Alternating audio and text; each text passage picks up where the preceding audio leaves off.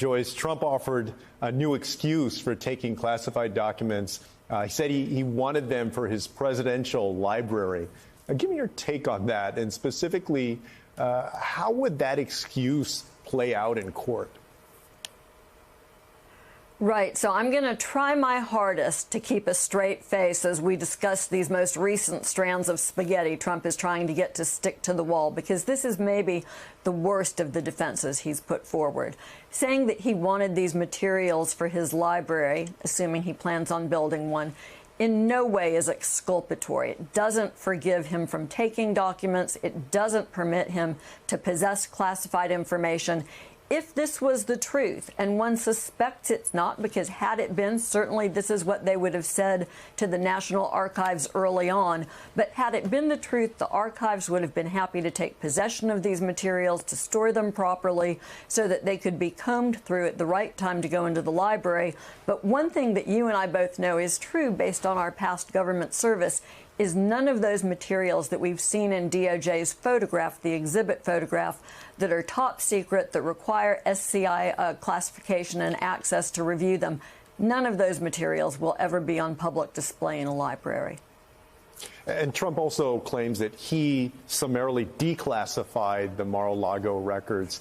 Former Attorney General Bill Barr argues that could be worse. Take a listen to what he said. I frankly am skeptical of this claim that I declassified everything, because frankly, I think it's highly improbable.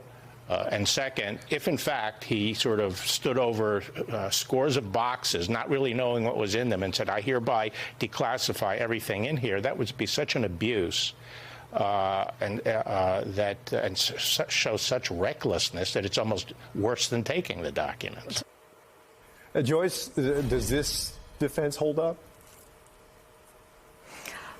Well, I think it's an equally bad defense. I'm not sure if the former Attorney General's interpretation of the facts is correct, though, because what Trump said early on, what his surrogate said early on, was that he wanted to take materials back from the White House to the residence to work on them at night. Again, sort of a suspect claim from the former president, but taking it at face value.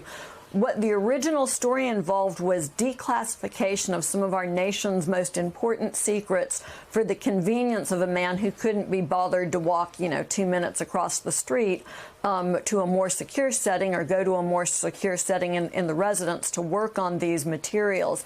And so this notion that he was classifying documents all along for his personal convenience, which, again, there's nothing that supports that. And it's not like you can wave a magic wand to declassify materials.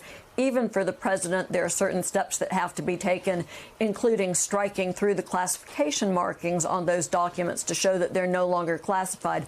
But even if it's true, where I think Bill Barr is correct is when he talks about the recklessness that's involved and the notion that the president would cavalierly declassify and make available some of the nation's most important secrets carefully gathered through human intelligence, through some of the electronic intelligence gathering means that our country is superior at, and that he would compromise those materials just on a whim.